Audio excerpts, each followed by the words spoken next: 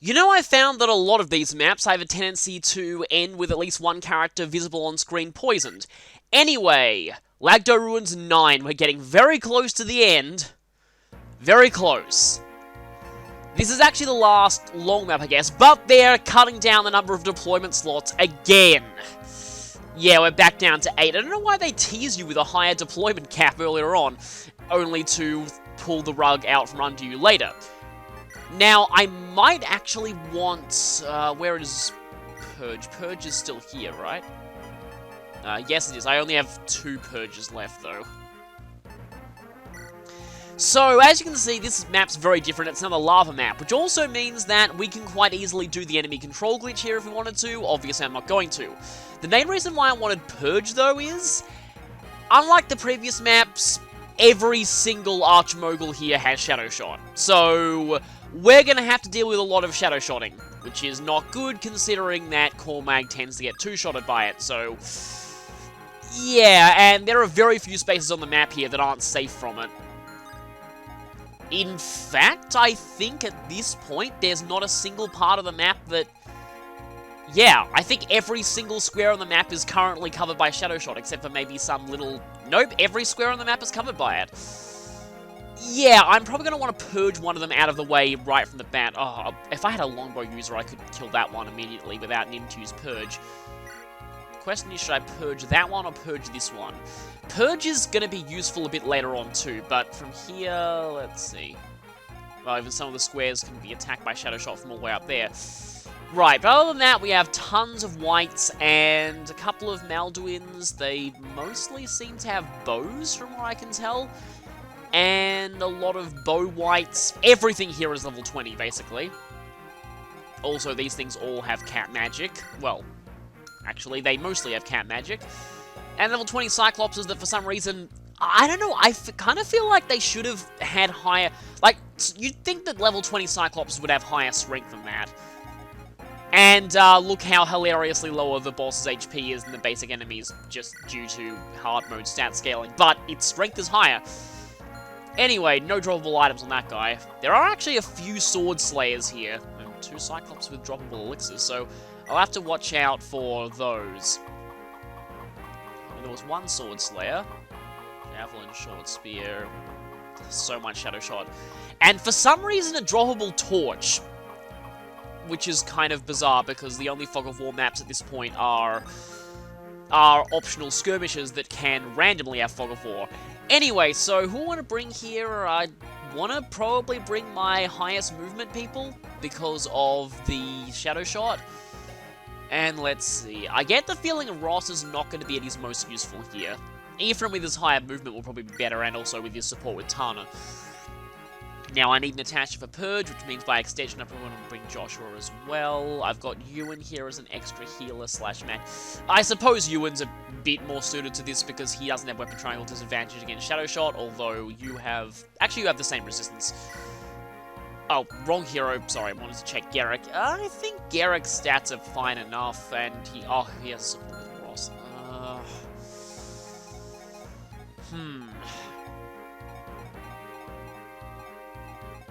How am I doing on healing staves, too? No, I think I'm fine on mend. Probably need to bring Physic and or Fortify at some point. Okay, Joshua definitely needs a weapon restock.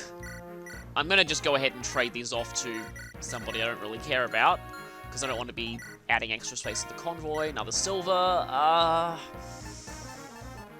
That Wormslayer might come in handy later. Let's just go ahead and take that Shamshir. And then Garrick has, yeah, a few other weapons that he's not really got that many uses left of.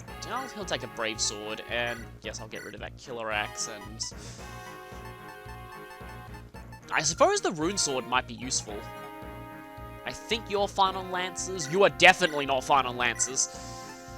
I guess we have one of those. And, hey, the Horse Slayer can actually do something against the Malduins, but, I don't know. You know, maybe it's time to break out Vidofnir. I'll be using it in the next map anyway. You just mainly have silvers and brave weapons. I suppose you could take that. Or do I have an extra... I think I've established earlier that I don't really have much in the way of C-ranked steel weapons. Yeah, you are C-ranked. So, with that, I think we should be pretty much ready. Yeah, I'm pretty sure we're ready. So, let's go ahead and set our formation so that we can rush in and have our most powerful, well, actually, our highest movement characters up in the front. Just to maximize the amount of things that we can kill, except Cormag needs to be careful that he never goes into range of more than one shadow shot at one time, because otherwise he will most likely die a horrible death. Also, I know there is at least one enemy on this map with a dragon weapon. I just feel like there is at least one, so gotta watch out for that. Need a ranged weapon to take that thing out over the wall. Do I have anything like that? You don't, you don't, you do. Okay, I'll need to use Tana for that. And I think Amelia is fine on weapons, so... Okay, let's move.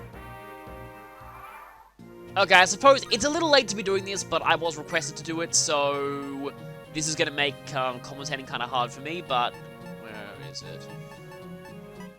Yeah. So, yeah, eerie silence for me, but for you I'll be playing some other music over at this point, so let's go for it. Right. Shadow Shot, Ephraim doesn't really like that much either, so let's see, let's get you around here.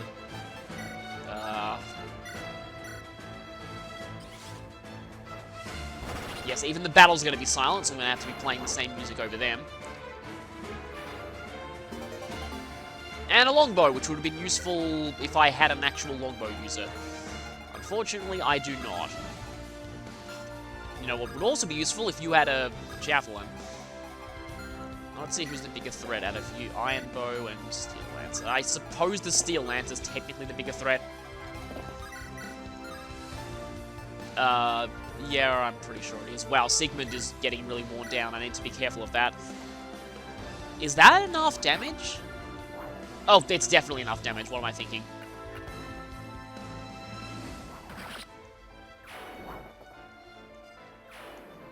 Oh, yeah, no, that's a bad idea. Can Rune Sword you, I guess. But I pretty much have to use one of my flyers here. Just need to make sure that I'm out of range of that. Yeah, so obviously it goes without saying that at this point, all of your flyers should be equipped with Philly shields, because you'll definitely have 2 of them at this point in the game. I don't think there's any way for Volta to not drop his Philly shield when you fought him. So you'll have that, and by this point you're guaranteed to have recruited secret character Volta. What was I saying about you not having a ranged weapon? Yeah, let's get rid of that. That was well-timed. Okay, I'm gonna have to purge at least one of them. Thankfully, it only takes 1 shot. Purge is a pretty cool animation. A lot of people were saying how they thought that it looked pretty awesome. Some people were saying it's weird how that in some of the, in the 3DS games, long-range spells always, the animations always play out as if you're standing right next to the enemy, when that doesn't really make sense. But here they actually show it, basically you being far away from the enemy, which is pretty cool. And I think these are some of the few games that do that, because I know that in Path of Radiance and Radiant Dawn, long-range tomes are restricted to map animations only. Which I guess works and kind of keeps the action flowing a bit faster. I love how the enemies just completely ignore the lava tiles. It's kind of funny, there were maps in FE7 that had lava tiles, but I'm pretty sure they couldn't trigger the enemy control glitch.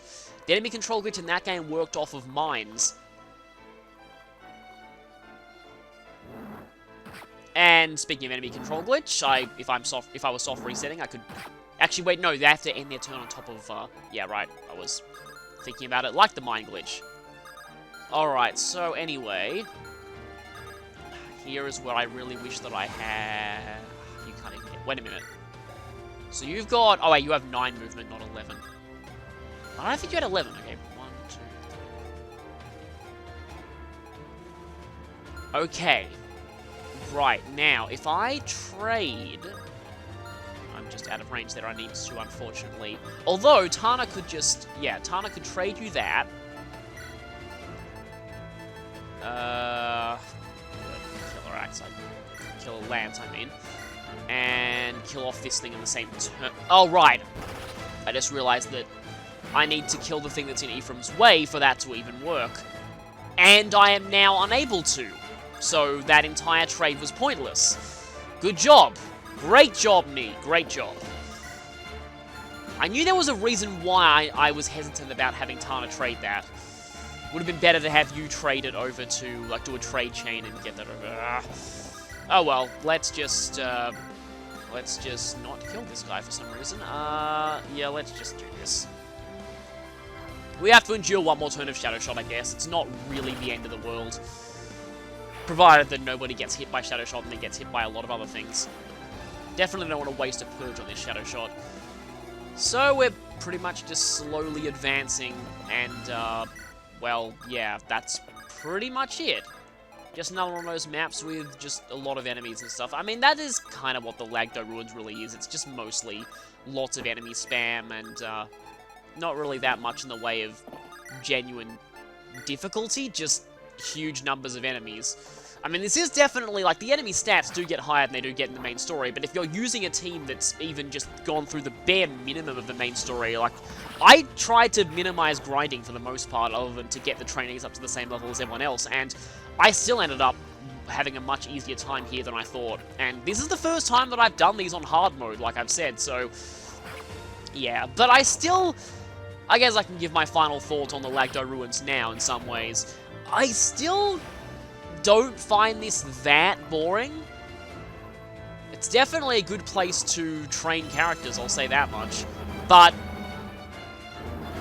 I still think, like, it could be a lot worse. Personally, while the Thebes Labyrinth itself in Echoes is more interesting, just in terms of the actual concept and what goes on in there, the thing about the Thebes Labyrinth that really annoys me is that it is so vastly stronger than the main story that you're forced to grind a really excessive amount before you even begin there.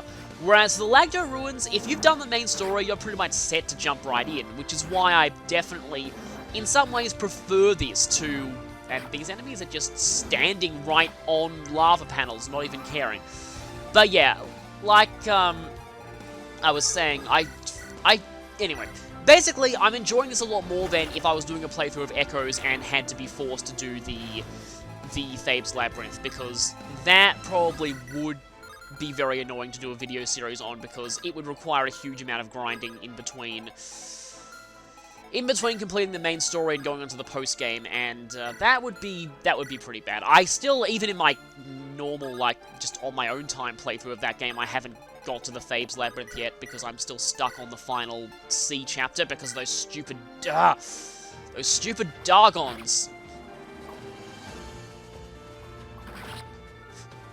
Guess Dargons are kind of a realization of the Sea Dragon from, which was an unused class in, I believe, Mystery of the Emblem, except that it doesn't, well, I suppose now I can properly do a trade attack.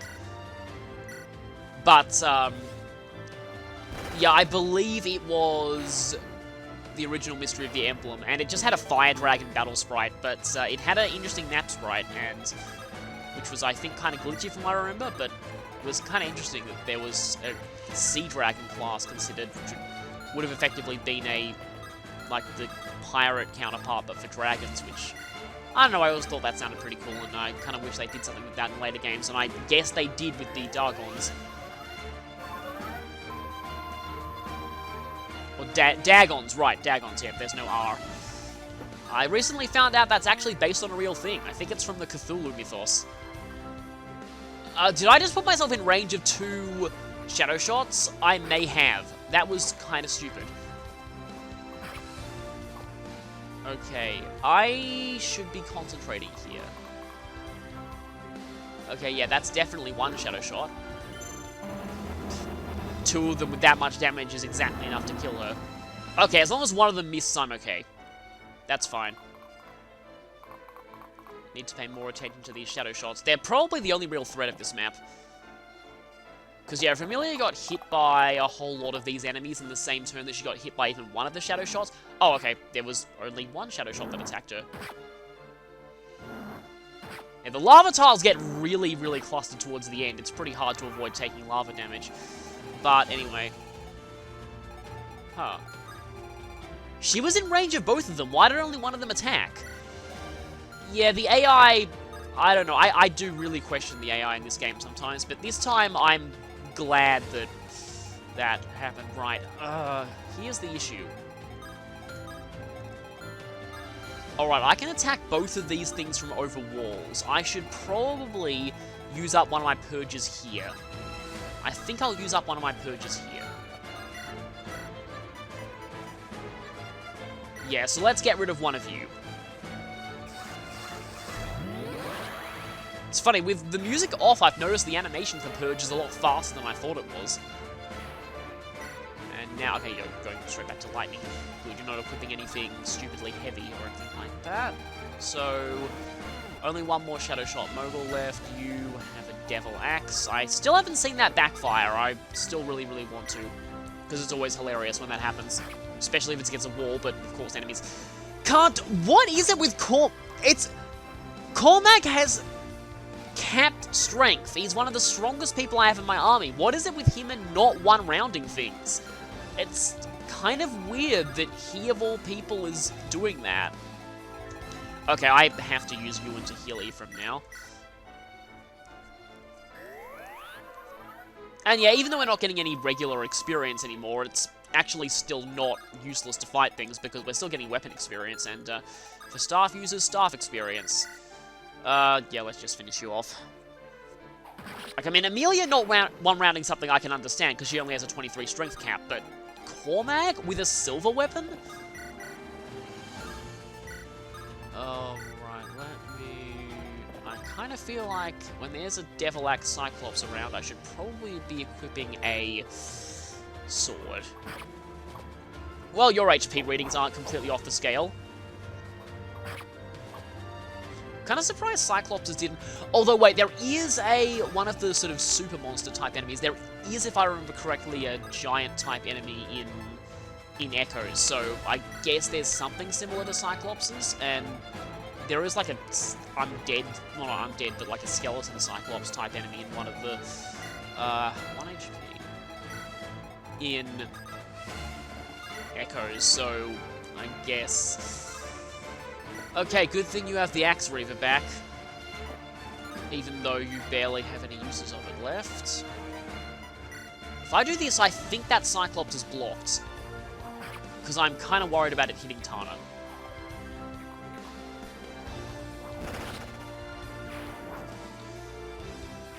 So yeah, and a Javelin, that's actually what I needed right now. I don't need the Dragon Spear just yet, and yes, that Cyclops is blocked. I saw that correctly. Okay, I need to break down that wall quickly. Unfortunately, I almost called him Ogma again, but Garrick is stuck back here, and yeah, maybe I should give that Brave Sword to someone. Well, actually, Amelia still has one. Never really noticed the effectiveness of Brave Swords in breaking walls until now. Didn't really want to... Well, I mean, you didn't get them in the main story until quite late, but didn't want to waste uses of them on that at that point. But at this point in the game, you can actually buy Brave weapons now in pretty reasonable quantities in an easily accessible way. So... Actually, Cormac has a Brave Lance. That should probably one-shot that wall. That guy's probably going to die. That guy's also probably going to die. Okay, I need to heal Cormac now, but... I guess that is the best non-legendary weapon damage I have against this thing.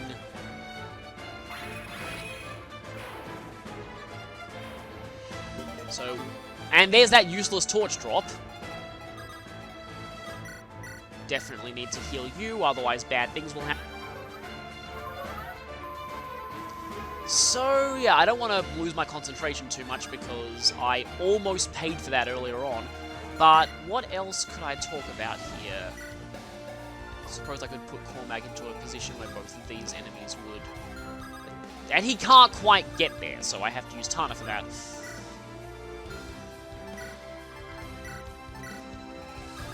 But yeah, getting your Brave Lance closer to that wall, maybe I should have Ephraim. Actually, no, anyone who has ranged weapons should go around here just to eliminate those two Shadow Shot enemies. Although, yeah, getting hit by 2 shadow shots at once is definitely not a good thing. There are places where their ranges don't overlap. See, it's times like these where a lock-in all attack ranges button would be useful.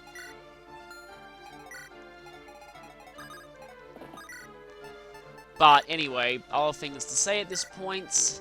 I was mentioning that in the previous part, I was talking a little bit about Trails in the Sky, and I had one other thing to mention about it. I probably should do a video on... I guess I didn't want to do it because I haven't actually beaten the second game yet. Okay, that'll also be useful going forward. But, like, I could do a general thoughts on Trails in the Sky video. I never did one of those for Cold Steel, but then again, that's quite a hard game to talk about without going into spoilers.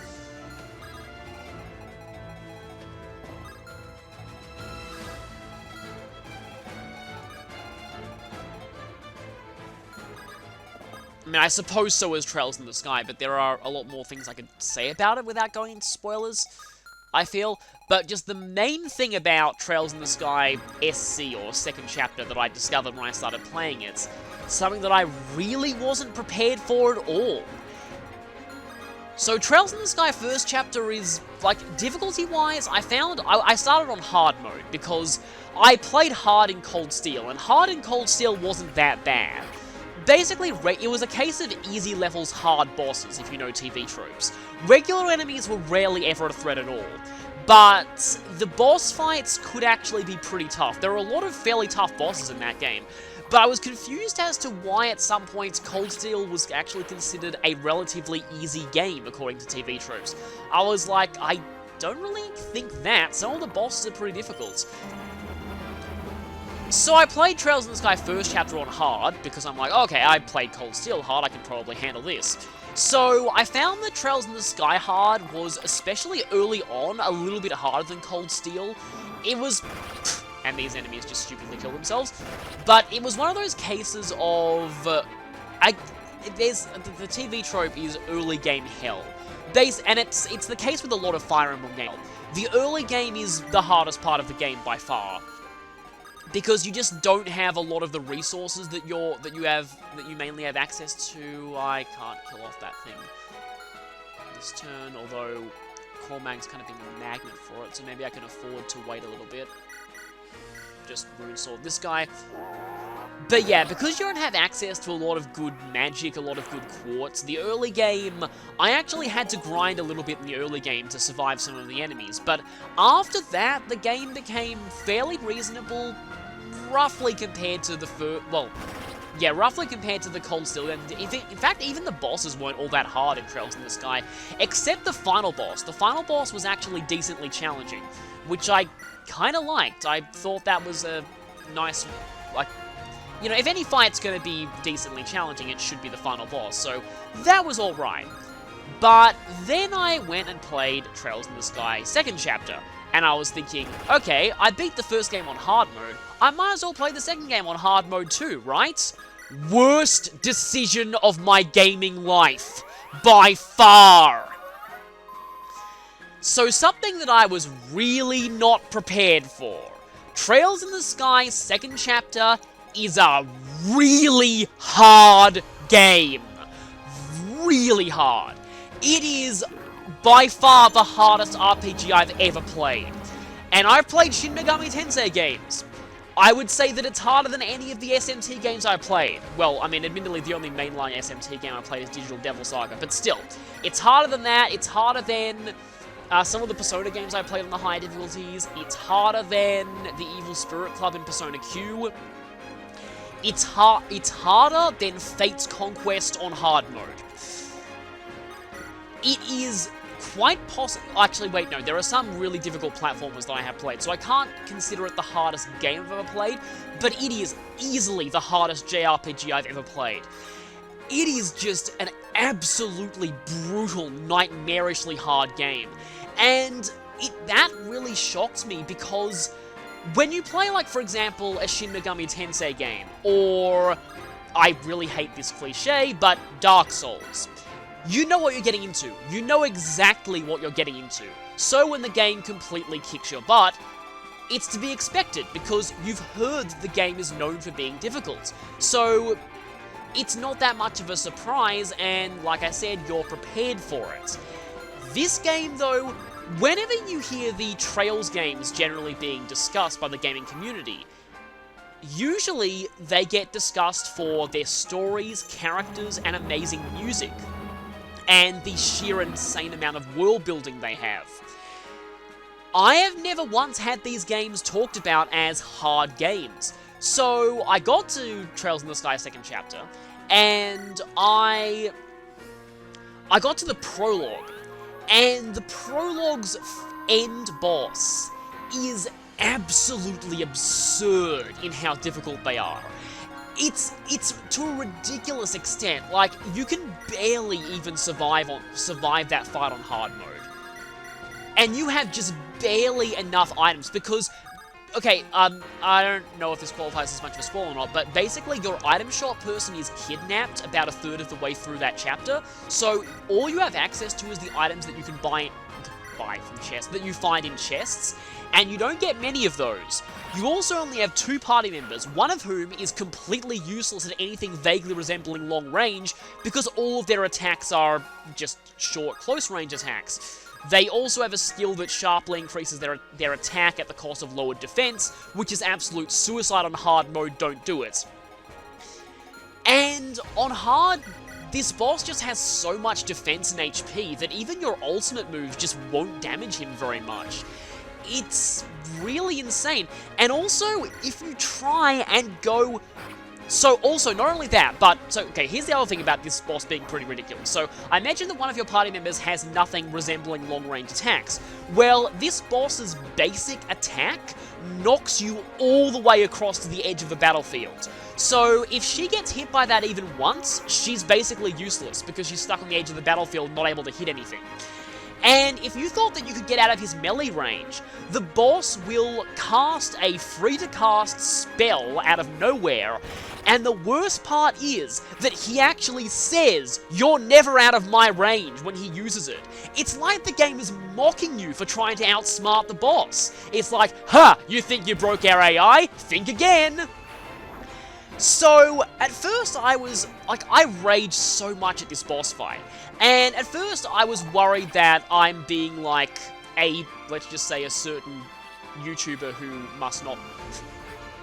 That pot shot at Tana must have been worth it. Anyway, a certain YouTuber must not be named who, let's just say he rages a lot at games, but he really just sucks at them. I was worried that I was being like that. But then I looked up videos of this game on YouTube, and I saw the comment sections, and I saw that I was not alone in finding this game really, really difficult on the higher difficulty levels. That it's generally considered to be a very, very difficult game, even on normal. Normal is roughly considered equivalent to the first game's hard mode.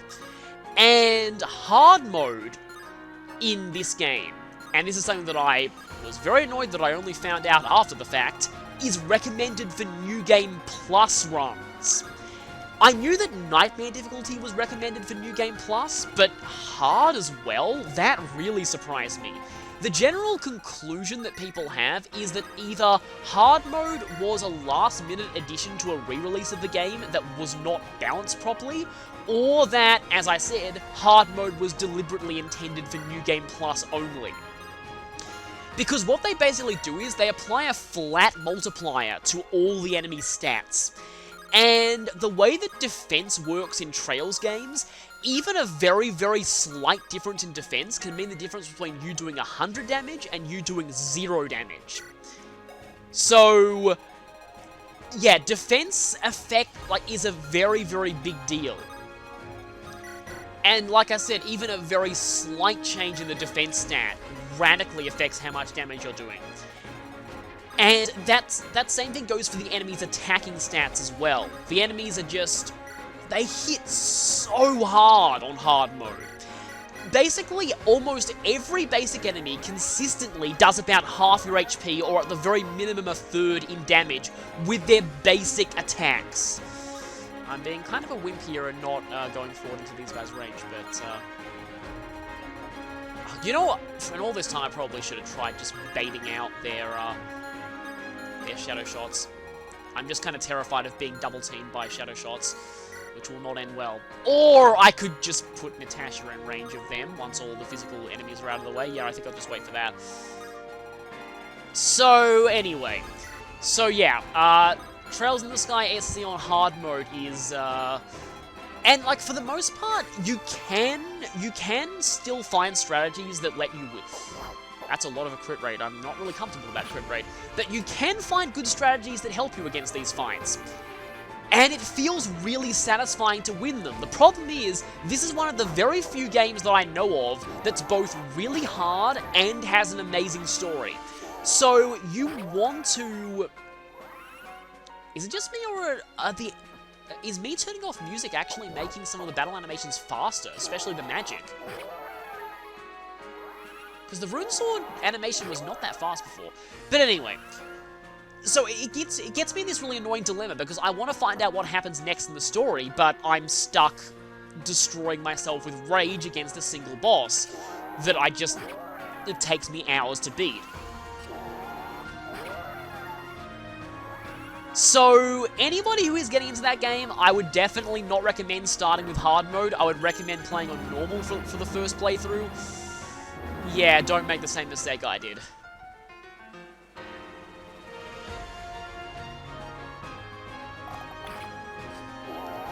I will say, though, one thing about the way the game handles hard mode that I actually do feel is just complete fake. Actually, there's quite a lot of fake difficulty in the game, but that I feel is the worst offender when it comes to just annoying fake difficulty. Like, I do really like the game for the most part, but if there's one thing about it that I really hate, it's the way they handle escort missions. So, there are some missions in this game where you have to escort an NPC. And this NPC joins you in the party, and if they die, it's an instant game over. Most of them can't do anything to even vaguely defend themselves. But here's the problem. NPC stats do not scale on hard mode. Do you know what that means? On hard, almost every basic enemy is guaranteed to one-shot any of your NPC escortees. So... yeah. And this wouldn't be a problem if it weren't for the fact that who gets the first turn in battles is kinda random. And what that is that it's possible, if the enemy goes first, for them to start the battle running up to the NPC and killing them before you have a chance to even play. You can lose battles before they even begin, literally.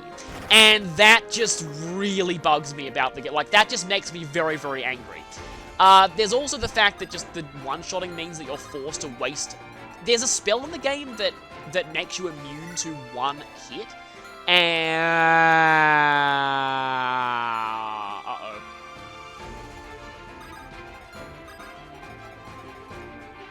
Okay, then. Right, that's bad. I just noticed that Sword Slayer. I knew there was a second Sword Slayer on this map. I just hope that Garrick is awesome enough to survive it. Kinda silly that I put you in there, but... I can't quite get to it. And that thing is gonna die against Garrick and leave room for that Cyclops to attack her.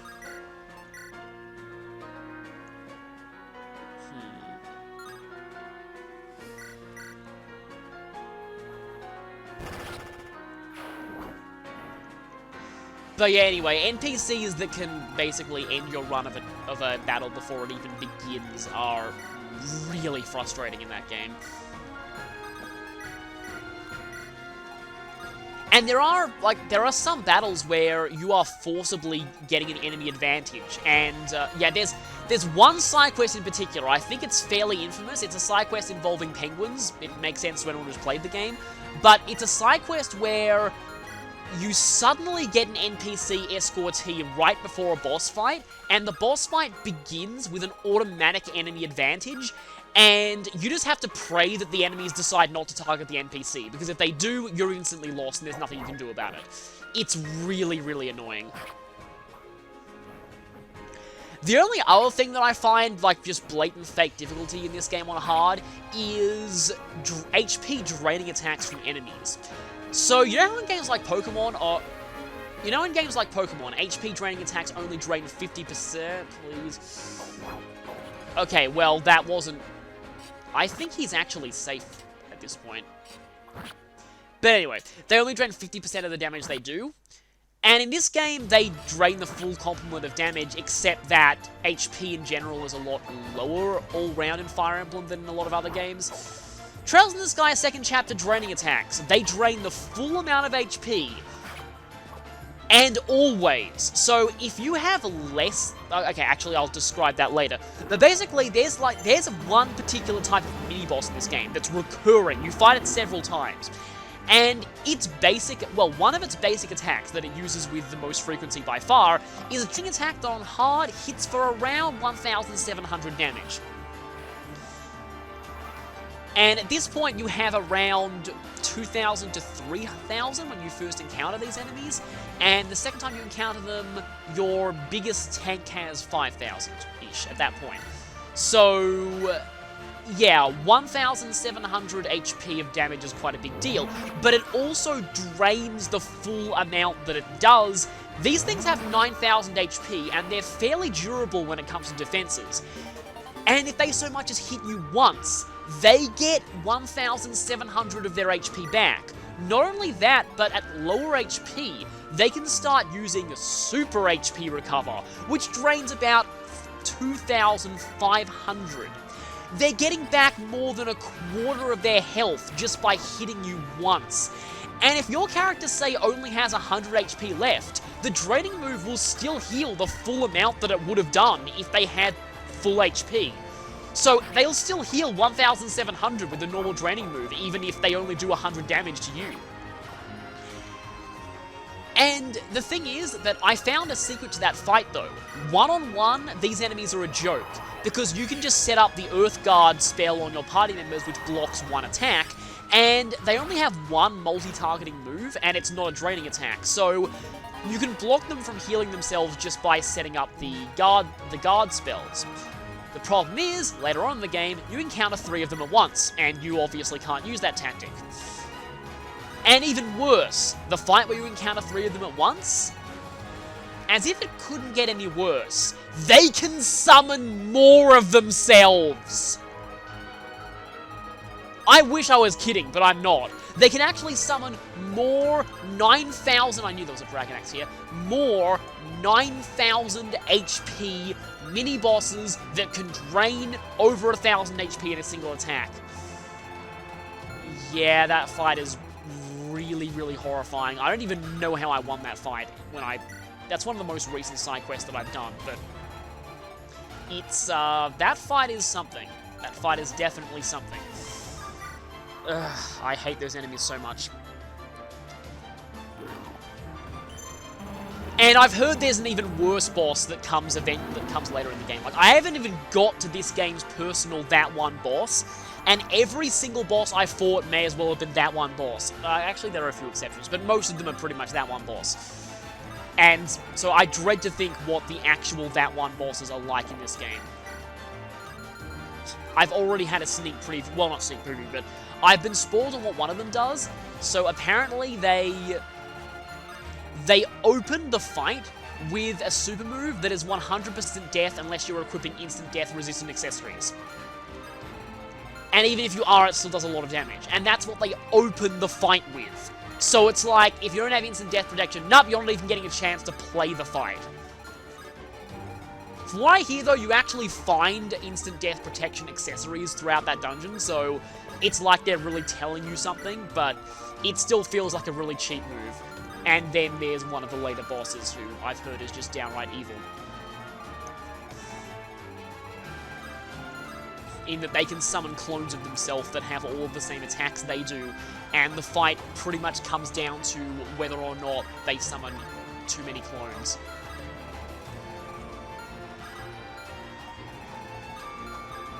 But, like, that being said, I still do think it's a very good game. I just kinda wish that I'd been warned about how difficult it was in advance. Because to give you, this isn't even on Nightmare Mode, by the way. Now, Nightmare Mode is recommended for New Game Plus, but a lot of people do Nightmare on a non-New Game Plus just for a challenge. And from what I hear, the prologue of that game on Nightmare mode is considered to be... So, people consider that it's possible to make the prologue of that game on Nightmare unwinnable if you use the wrong items at the wrong times. Like, you have to be apparently very, very careful with all of the resources the game gives you, and if you don't use them exactly right, you can't win the last boss of the prologue without massive amounts of luck. Which should say something about how difficult that game is, because the only other series that I've heard anything vaguely similar from is some of the Fire Emblem games on Lunatic mode. The fact that it's possible to make them unwinnable if you don't use your resources just right. So, that should tell you something. Now, here's the issue. I really, really want to...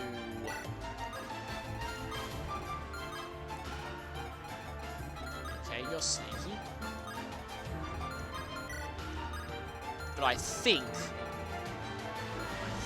should be okay. Might as well equip that just to get a little bit of extra HP recovery in. That'll lure those two. Okay, that one only has one Shadow Shot left.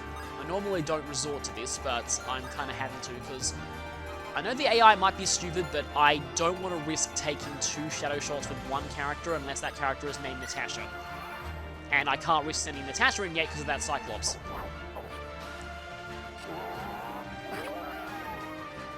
So anyway, there is my mini rant about Trails in the Sky SC's difficulty. Like, there are a lot of really good designed fights, though. There's one boss that you play in kind of an intermission chapter where you're controlling a separate character from the rest of the party. And you fight them in what is essentially a one-on-one...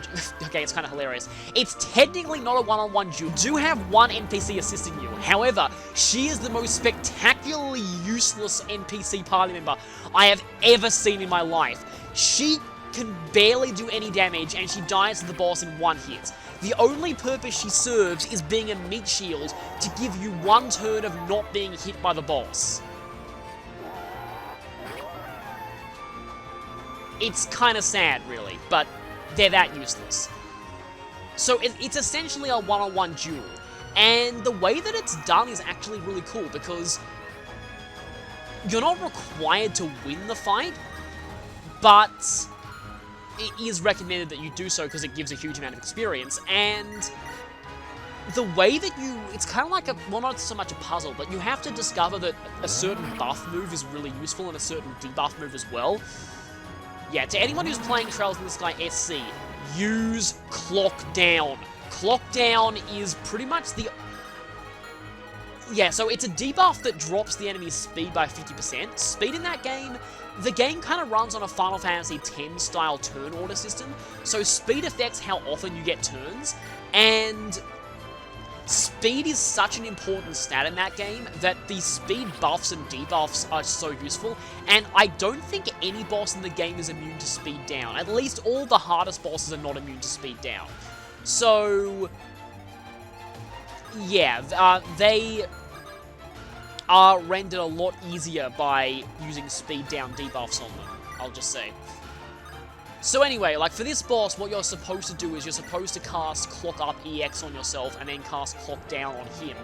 And manipulate the speed order to the point where I broke mine. Should be alright. Yes, I can lure you Joshua. The chance of Joshua getting hit is almost nothing. But yeah.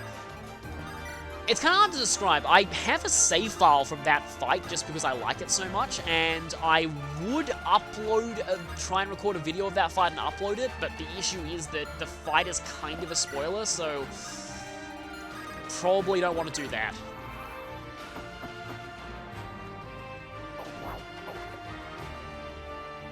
But it does feel very, very awesome actually winning that fight.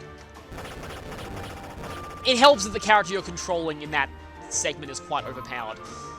The same can't be said of this stupid NPC. I've heard that when that character joins a normal party member, they're awful as well, so I'm not looking forward to that. And they're apparently mandatory for a very difficult dungeon, so that doesn't sound good at all.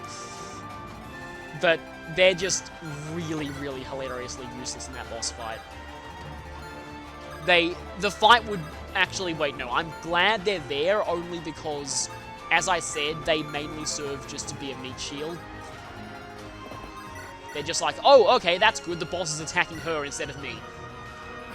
It only lasts for about one turn because she just pretty much instantly dies to him, but it's still pretty funny. Maybe on normal mode, she's a bit more useful in that fight. I mean, I doubt it, but she might be. Because, yeah, hard mode stat scaling just radically affects things, because they just apply a flat-out multiplier to... Okay, so if Ephraim gets hit by that, then... And then, if Ephraim gets hit by that, he kills it with the javelin, but he's suffered a huge amount of damage. How much damage is that? 42, resistance 18. So, I'm going to treat my resistance as 20 and then subtract 2 from the final, so... that would be 22 and then add 2, so 24, which would leave me on 30, and then the Cyclops with the Tomahawk has 32 attack. Yeah, no, he's going to survive that. Unless Ephraim somehow kills the Cyclops and then the second Cyclops attacks him, but that is literally impossible. I'm pretty sure that's impossible, yeah. So, yeah, this is almost over.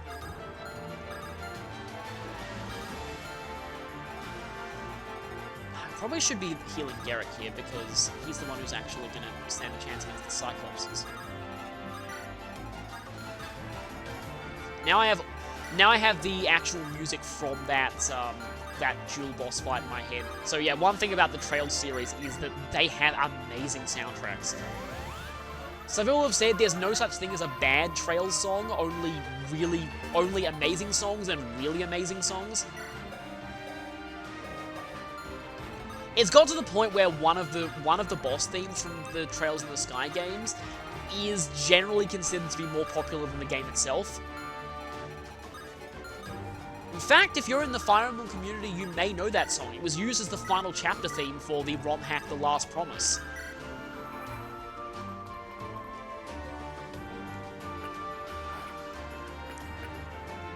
People have asked me if I wanted to play Last Promise. I might, but I probably want to get through the main Fire Emblem games first.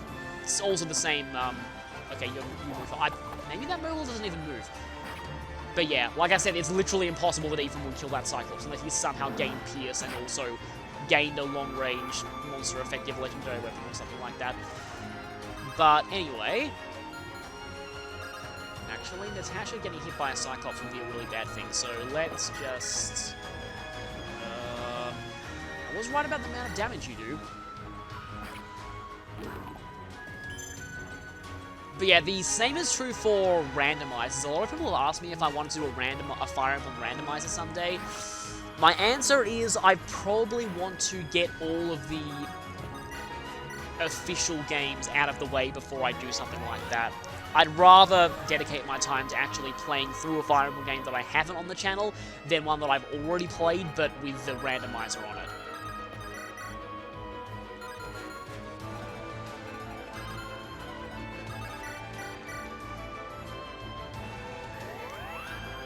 So yeah, that's my answer to that.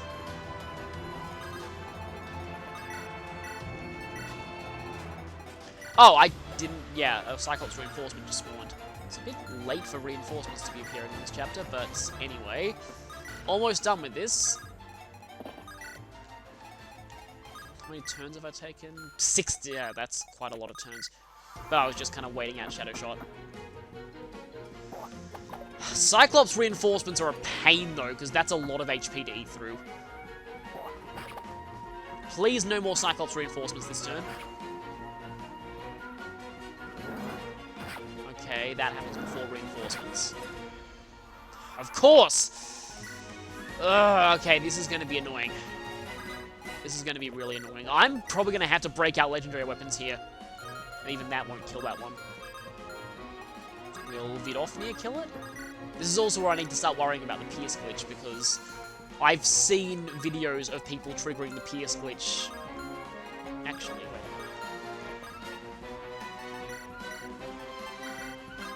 Well, Garrett can use that. Feels weird not having Josh be the one to use it, but... In this case, I kind of need it. On Garrick.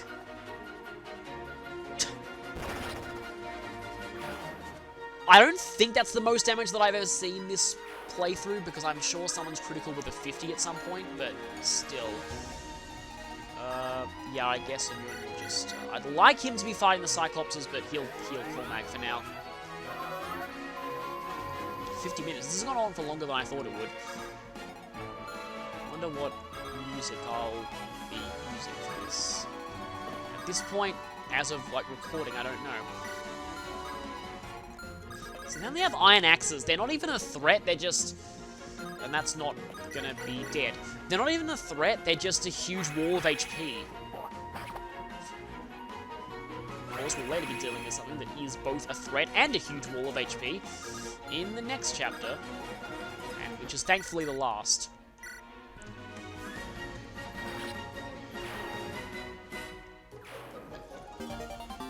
Okay, there's that Sword Slayer.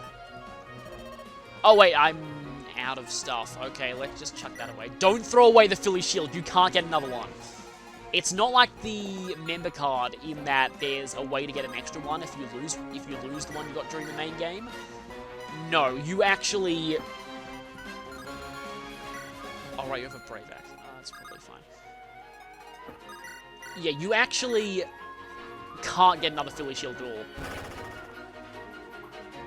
He needs a second critical to be able to do this. However, this Cyclops could... Actually, I'd rather if that Cyclops didn't get crit there, because if it had just stayed... Oh, it would have walked off the stairs anyway. But if it had stayed on those stairs and attacked Cormag, then it would have blocked any further reinforcements. Okay, you aren't using the Brave Axe. It's kind of confusing. Cormag is just wanting to make up for getting hit by all those shadow shots earlier, isn't he? Actually, that's kind of close for Natasha. And the last enemy dies to lava! Unfortunately, we don't get the fan... Oh, right, okay, I'm gonna have to turn on music next time because I want to show the fanfare and the results. That's a shame, I wanted to... Maybe I can turn music back on one turn before I finish the next one. But anyway, next floor. Next floor is going to be an issue. Like I hinted at earlier, it's probably the only floor of this place that's remotely difficult, and for one very specific reason, which you'll be seeing next time. So, see you then.